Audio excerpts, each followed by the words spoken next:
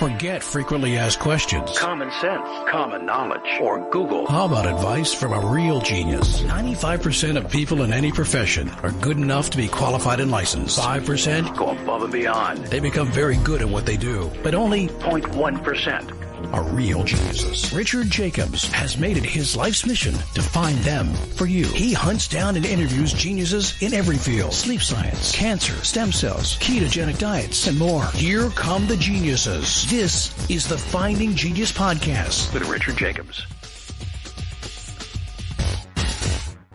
Before we begin, a note from our sponsor. I'm Richard Jacobs, Executive Director of the nonprofit Finding Genius Foundation and host of the Finding Genius Podcast. In late 2016, I was rear-ended at 65 miles an hour by a truck on the highway, which sent me off-road into a ditch.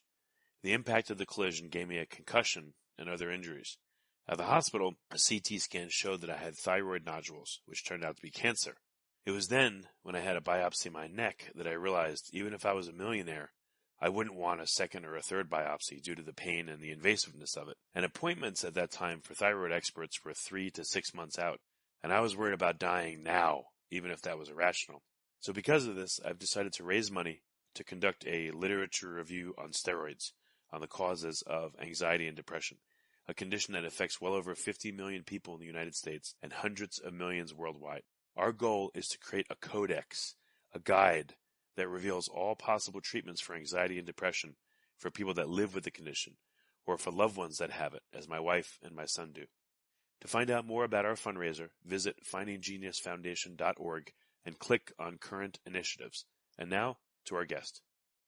Hello, this is Richard Jacobs with the Finding Genius Podcast, now part of the Finding Genius Foundation. I have Professor Amit Gandhi.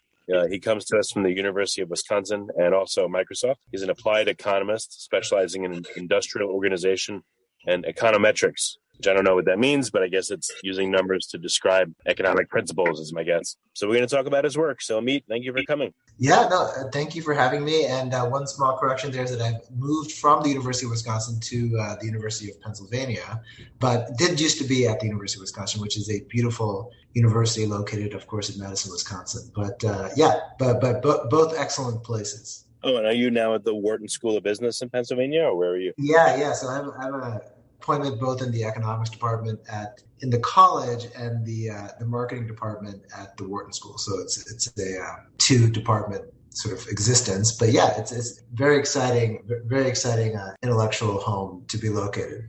Well, good. So what's your research about? What are you working on?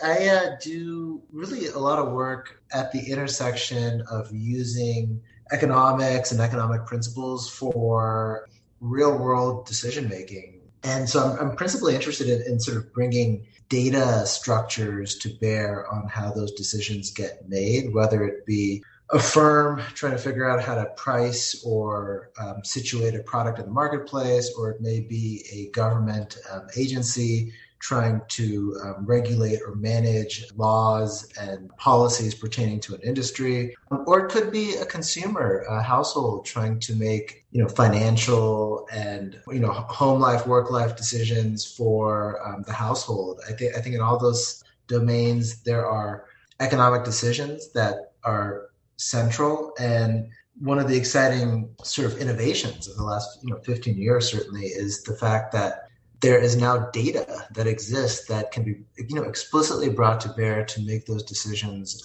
work better in practice. And so a lot of my research is how do you kind of hook the data into economic models and kind of connect them to the domain that you're trying to impact. Which one of those really depends on the decision at hand, but that's kind of the broad swath of my research. And so it really forces me to bring together ideas from what is classically called econometrics, and I guess we can talk certainly more about what is the true definition of econometrics, but sort of classical econometrics. Economics is usually kind of conceived in textbooks and taught in universities, but then a lot of this exciting progress that's being made on machine learning and artificial intelligence and big data systems. You talked about a lot of different topics. What in particular do you feel like you've gained some unique insights into? Even if it's a very small, narrow set of behaviors, it's okay. Yeah, no, for sure. Certainly where I am, I think as I think about my arc, I sort of think about it where I was 7 years ago before I joined Microsoft, and then kind of the world since then, I think one thing that is prominent for me at least is the fact that in many domains, let's call it just a simple product purchase decision. Someone's buying a unit of some widget from a store. When you sort of think about the deep drivers of those decisions, what should it be? Say, price, how much does it cost? What is the utility of that product in your overall lifestyle or your overall existence? Those are sort of sometimes we can think about as the deep drivers. And I think a lot of my work was really measuring the impact of those deep drivers on behavioral outcomes. And I think one thing that I've started to discover, certainly more now than ever before, is that the deep drivers are important, but there are many other factors that sort of don't really seem to matter from an economic prism, just sort of like the idiosyncrasies of the environment in which the decision is getting made. It could be, let's just, for lack of a better word, let me call it color of the label. So the color of the you label. mean the context of the decision? Yeah, exactly. Sort of just random factors that might be pertinent in that moment, right? In that moment that are not really part of the sort of deep principles behind why that product or that decision is going to generate long-run value. And I think in a lot of classical economics, we sort of tended to discount those factors. There may be some noise, so your choice, I guess this could be Richard's choice, might be, your rational economic sort of outcome, plus, some noise that may be introduced in that moment. And then obviously, if you have like a noise term, you would think that in the long run or over the course of many decisions, that noise term kind of averages out to zero, right? Because you have, if it's the rational choice plus a coin flip, then the coin flips net out to zero, but then the rational choice kind of prevails sort of in the long run of things. And I think one thing I've certainly learned and appreciated, and what I found surprising, is that especially if you take that thought process and don't apply it to Richard sort of buying widgets at a store, but take an enterprise that's spending billions of dollars on investments and maybe it's cloud consumption, and you put that same lens on there, you would presumably think those random factors should matter even less to a large firm that has a lot of stake in the ground and it's applying a lot of technology and business process to making that decision. All those random factors should sort of seemingly play even less of a role and net out even more to zero than we would expect. And one thing I think I have certainly learned. Inside of a large, I was just thinking about organizations. They're not 100% cohesive. They're made up of individuals and individual department heads, and they're busy trying to maximize their production. So I would highly doubt that there's enough communication that a big business moves and acts as one unit. It probably acts as like the separate desires of smaller units, or even individuals. Yeah, no, absolutely. The organizations themselves are decentralized ecosystems of distributed intelligence in many ways, and it's actually quite remarkable when you kind of unpack organizations to just sort of even imagine how is any central coordination functioning here. So how there's sort of discipline from the marketplace to some extent, but you're right. You could cut in both directions. Certainly, like you introduce the additional complexity for an organization. Maybe it works even worse than if you just have a single mind who's kind of driving the decision. But at the same time, with the organization, you have a lot more resources and assets that are sort of being brought to bear to make things presumably, maybe, more intelligent. So anyway, I think that the key thing for me recently has been just when we look at the data and kind of recognize that those factors play a role, right? Kind of the noise in the environment, the noise in the system sort of has impact on the outcome. It impacts what you buy. It impacts how firms invest, how they purchase. I've spent a lot of time looking at how institutions and organizations digitally transform. So how do they go to the cloud, for example? And I think one thing that's really hard and where I've been trying to spend more time sort of unpacking is when we discover those factors that don't really have a connection to deep profits or deep utility, what do we do about them? Do we kind of, especially if you're thinking about this from, predictions and trying to design policies, do you Do you want to try to design choice architectures that kind of make those things go away, or do you recognize them as part of the human condition and build your product strategy in such a way as to accommodate them? And I think it's a really hard issue, both technically, empirically, but then also kind of philosophically as to what's optimal. And so a lot of my research, I think, as of late, has been really wrestling with exactly that idea. Before we continue, I've been personally funding the Finding Genius podcast for 4.5 years now, which has led to 2,700 plus interviews of clinicians, researchers, scientists, CEOs, and other amazing people who are working to advance science and improve our lives and our world. Even though this podcast gets 100,000 plus downloads a month, we need your help to reach hundreds of thousands more worldwide. Please visit findinggeniuspodcast.com and click on Support Us. We have 3 levels of membership from $10 to $49 a month, including perks such as the ability to see ahead in our interview calendar and ask questions of upcoming guests, transcripts of podcasts you're interested in, the ability to request specific topics or guests, and more. Visit findinggeniuspodcast.com and click Support Us today. Now back to the show.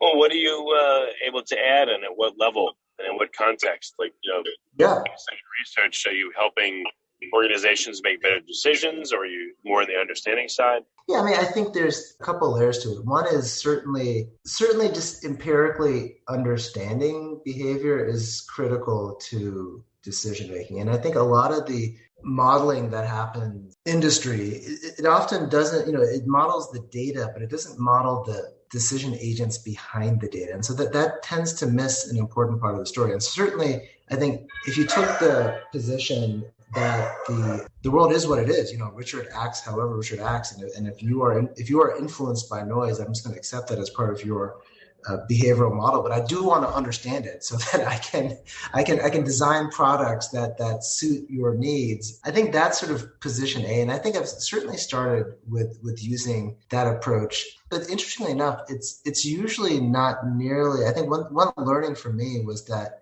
it's not nearly as sophisticated as it sounds. I mean, when I lay that out, just in terms of terminology, it sounds like there's some magic wand being applied to sort of build these models. And oftentimes they're just incredibly simple, right? It's very, very simple models that just capture what's the why, what are the x's, how do they relate to each other, what are the data points, and just sort of putting that thought process together in a very explicit, formal manner. That's fairly new still in the world of business strategy and product development. And so I think that's like issue A, that's certainly been of interest to me. But then situation B, and I apologize for some of the noise here in the background, is just really from a research and insights perspective, like how do we think about these decisions if they're going to deviate from the traditional economic canonical norm? I mean, one example I can give you on the research topic I've been hitting as of late is actually looking at something as simple as insurance decisions. So if you start looking at how people buy insurance,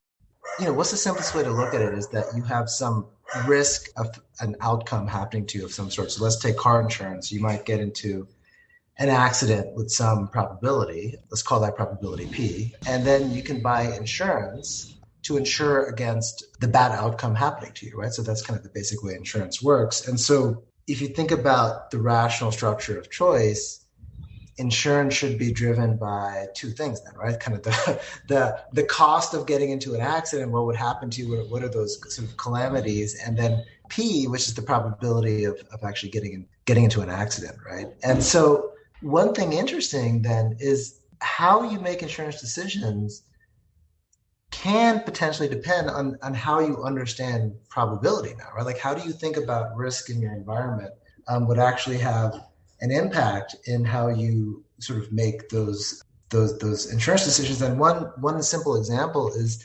imagine that you had a risk, let me just say 30% of getting into an accident. So that's 0.3, 30%. So if that's how you thought about your risk, there's a lot of kind of classical economics, expected utility theory is what it's sometimes called, that would tell you kind of your optimal willingness to pay for insurance, and then you could gauge your willingness to pay against the price in the market and decide whether insurance is optimal for you or not. So that's kind of a very nice textbook way of looking at things. But of course, in the real world, probabilities are not written down on a piece of paper, right? Like you can't go to your computer and say, hey, well, nowadays with machine learning and AI, maybe you can increasingly go to your computer, but typically probability is not written down on a piece of paper. So you have some mental perceptual model of probability of getting into an accident, or what is your risk of facing an accident. If that probability is not written as a single number, what if it's expressed in your mental model in a different way? My risk really lives in a range. It could be anywhere between maybe not 0.3, but between 0.2 and 0.4. If you like this podcast, please click the link in the description to subscribe and review us on iTunes. And I'm not sure where it lives in that range, but it's somewhere in that range of 0.2 and 0.4. Well, a perfectly rational economic agent, if it knows nothing more than the risk is between 0.2 and 0.4, well, the midpoint of that is 0.3. And then that way of understanding the problem from a risk perspective should be completely mathematically equivalent to the first problem, which is that your risk is actually 0.3. But when you actually go and give people these problems, like, hey, make an insurance decision in the presence of knowing that your accident probability is 0.3, or make an insurance decision in the presence of knowing your accident probability is only between 0.2 and 0.4, they actually make decisions in a very, very different way, right? In a way that kind of can't be ultimately rationalized by these classically rational sort of economic models. And so that's sometimes, what we sometimes call framing or sort of information effects. But they're really powerful and they're really rampant. And so one thing I've been doing is just sort of documenting how that works empirically. Just forget how it should work. How does it actually work in terms of people's real decision making when they're dealing with situations of uncertainty and risk, right? A lot of problems you face uncertainty and risk, right? So you have to sort of process something called a probability, but probability itself is a mathematical concept, right? It's sort of something we learn from math, but the way your brain and your perceptual systems internalize risk may not equate to the mathematical tenets of probability theory. And so that creates a disconnect. So I think that's issue A, but then issue B is, if it does create a disconnect, what can and should we be doing to bridge that disconnect? So let's just go with the insurance example for a second, which I think is kind of interesting. One thing that's funny about modern AI and machine learning, and if you look at how insurance companies work, is that they have immense data, right? They have, in the old days of thinking about insurance, it used to be that Richard had an informational advantage over the insurer because, you, Richard, know a lot about yourself relative to what the insurer knows about you. And that creates a problem for markets that would sometimes called adverse selection. So that, when you offer insurance as an insurance company, only the bad types of people buy insurance, and that makes prices go up and the market behaves in a very inefficient fashion. And so that's a Nobel Prize winning concept from some time ago. But if you look at it nowadays, insurance companies and the like, they have immense data and they can run models and analyses that will probably pinpoint your probability of accident to within an epsilon range, much more so than you could probably do for yourself, right? So in a weird way, the informational advantages have kind of flipped in such a way that, when I think about my own insurance problem, and accident and car insurance is maybe easy because I drive a lot. But if you thought about a much harder insurance problem, let's call it, flood insurance, and I move into a new community and I've never experienced a flood, some type of black swan event, I have no idea how to gauge that thing, right? I mean, I'm going to give myself some broad ranges, but the insurer, with their analytics and sophistication, can probably pin that down to an epsilon range. And so now you have this interesting problem that the insurer actually knows. So how should the insurer then design insurance contracts? What kind of information should they give you, if anything at all, to change the way that you make decisions? Because now they can impact that through how they present information. Why wouldn't they? If they're going to insure a pool of people and they know there's a moderate to high risk of them activating the claim, why not teach the people what they've found that will mitigate the likelihood of a claim? Why wouldn't they do that? It should be in their interest. Well, unless, and once again, it depends on the actual empirical behavior. But what if I told you, by making the problem more ambiguous at some level, sort of making the ranges bigger, it sort of enacts an additional layer of uncertainty for you, which really shouldn't happen, right? Because you should sort of like average that out. But by retaining an informational advantage to themselves, it actually makes you more likely to buy more insurance, right? So that's where the conflict lives. But that's a different way to think about it. I think only to a certain level, though. I mean, again, you're not gonna change people's behavior to the point where they're like, oh, I don't need this insurance. But they can certainly, in a high risk portfolio or in a high risk product, they can mitigate people down to a point where they're more profitable, but yet still people buy the insurance, as much as they need. Yeah, no, I mean, it really depends on what's the objective of the funding, what's the fundamental goal. But I think the key thing is that it matters, right? It impacts decisions. How risk and information are presented now impacts. And this is not typically something in insurance. If you call up Geico, hey Geico, what's my probability of an accident? They're not going to tell you. They're going to tell you what their model's saying about your probability of an accident. Now, if they were to reveal that to you, it would be a very different sort of outcome than what is your own intuitive understanding of probability and risk. And that's really where these design choices, I sometimes think about them as part of product design. An important part of product design is how information is not just the information itself. I think that's really kind of the core of it. There's the information itself, which is, there's the raw data. There's the regression model that determines how probabilities sort of are calculated, but then how that information is actually put out there, whether it's on a screen or an app or through a conversation. Do you as an economist have access to insurance companies' data? Like, will they ever allow that? Because, all economists have their theories, but the insurance company sees what people actually do in gigantic amounts of numbers.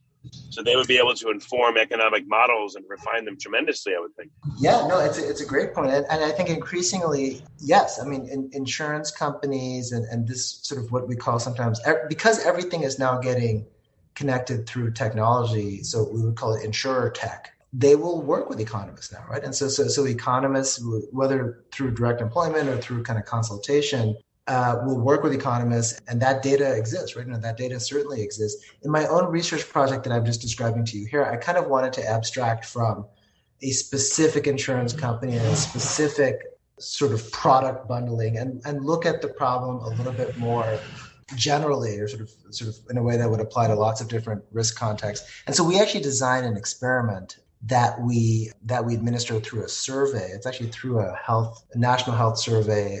And so we were kind of able to give people different hypothetical insurance questions. So sometimes this is of course always a tension between, do you want to use real market data, which sort of was not designed for research. It was sort of designed for the purposes of a product in a market, but we can sort of use it as a unintended consequence for research, or data that was designed specifically to address a research question. So I actually went with the latter approach for the project I'm discussing with you, but certainly it's of interest to kind of go deeper and tie that into actual real insurance data. Yeah, I mean, how would you do research without actual data too? I mean, so when you recruit a cohort for a study, how do you make sure that you're not coloring their behavior or altering it or incentivizing it the wrong way?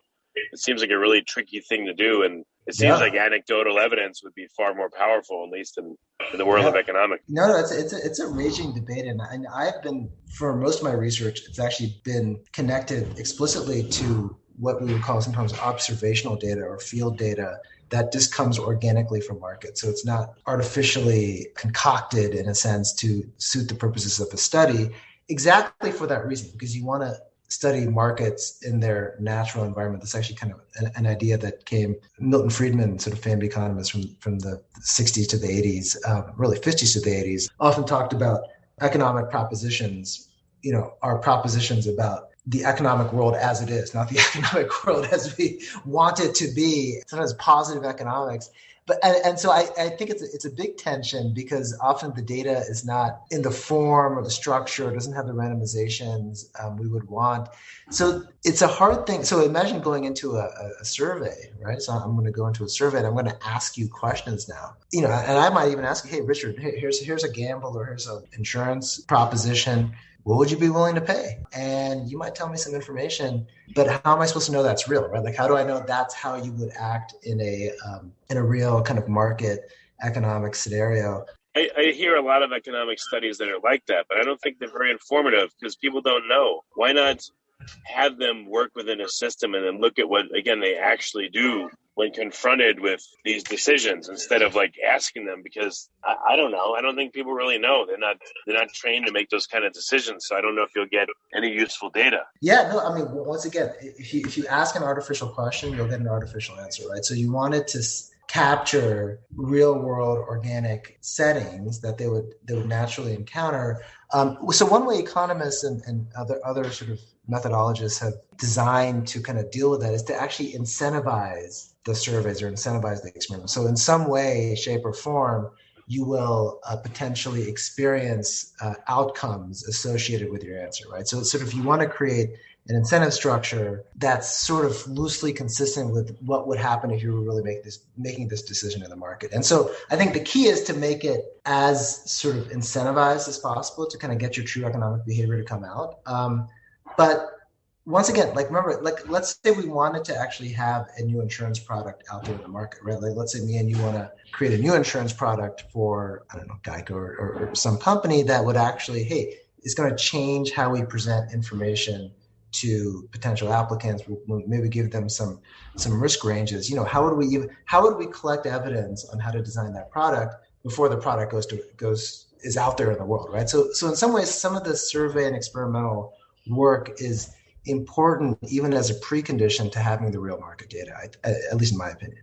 So what's is there any experimentation you're doing or research that you're really excited about that's up and coming? Yeah, no, there is. Yeah, I mean, it's getting into. I think right now one of the big areas I'm trying to understand more is sort of in this same vein is how do we get more variables to sort of inform how we're thinking about consumer firm behavior. And just super simple example is this, let's go to the buying products from the grocery store analogy. So, you know, and we talked a little bit before about these deep economic drivers. So it might be, let's say you're buying cereal. I might look at price, right? Price all sort of plays a role, but I might, you know, how would I capture the other attributes of cereal that might impact your behavior? You know, one obvious thing to do is to say, well, what are the deep drivers of cereal that matter to Richard? Well, maybe I can look at the nutritional content, right? I can actually just look at the label, and that's, you know, looking at the world in the 1980s and 1990s, that's really convenient because the nutritional information, it's very naturally quantifiable, right? I can put it into a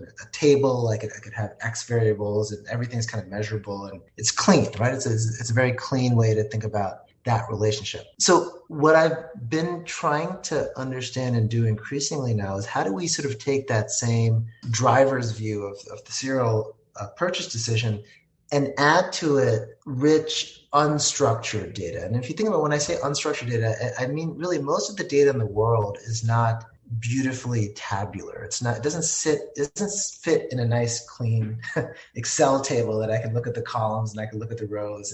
And that's typically how we want to consume information for the purposes of economic modeling. And so what if I want to say, look, there's a lot more about this product that I know that's not sort of price and nutritional information. It could be product reviews. It could be the picture of the product. It could be, you know, satellite imagery of the location of the store. And suddenly I've got this trove of information that goes way beyond what I think are the deep economic drivers, say price and nutritional information. Now, how do you use all that wild, unstructured data in the context of a decision model that tries to understand purchase behavior as a function of stuff, right? And so one of the things I've been doing is trying to solve two questions. A, does that stuff matter, right? Like, is it worthwhile to go, you know, for companies and governments and the world to go take that world of raw, unstructured, alternative, complicated data and start to like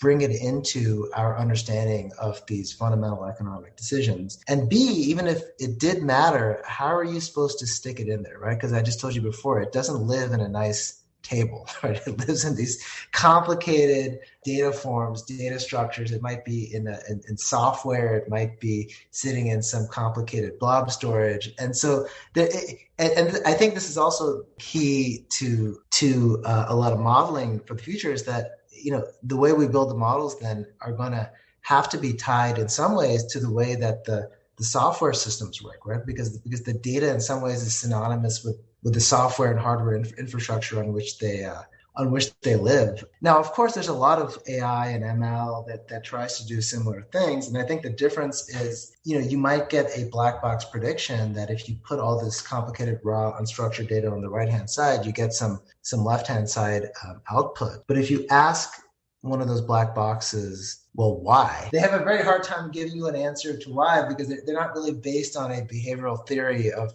Richard as a decision-making agent. It's sort of based on a theory that algorithms can find some appropriate predictive model to sort of capture the way you would behave as if you were one of these algorithms themselves. And so doing both is really hard. Having a behaviorally transparent and interpretable a sort of model of decision making on the one hand, and B, on the other hand, being able to pull large, unstructured, complicated streams of data to bear on the question. They're pretty hard. I think my preliminary findings, and I've been developing a methodology, is actually, my product cycle time, by the way, in some of my R&D, it could be on the span of many years. So there's actually a paper I've been developing, and I'm embarrassed to say it's now going over 10 years, but in a weird way, the technology has now finally caught up so that some of the imagination of what we had in mind for this approach, it can actually technically come to life now with some of the tooling that's available. I think the preliminary evidence we're finding is that the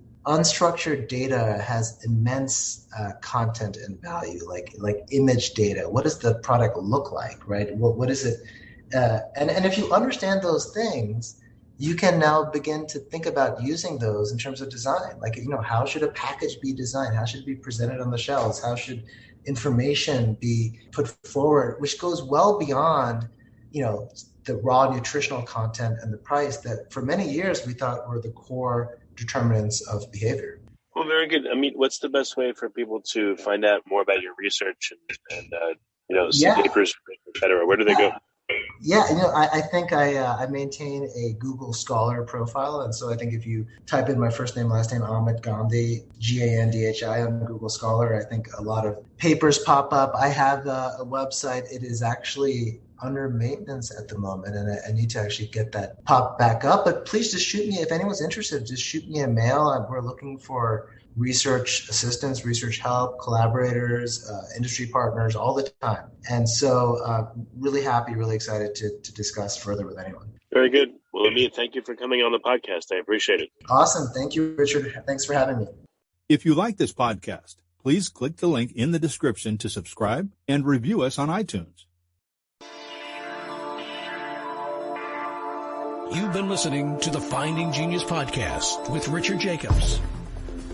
If you like what you hear, be sure to review and subscribe to the Finding Genius podcast on iTunes or wherever you listen to podcasts. And want to be smarter than everybody else? Become a premium member at findinggeniuspodcast.com.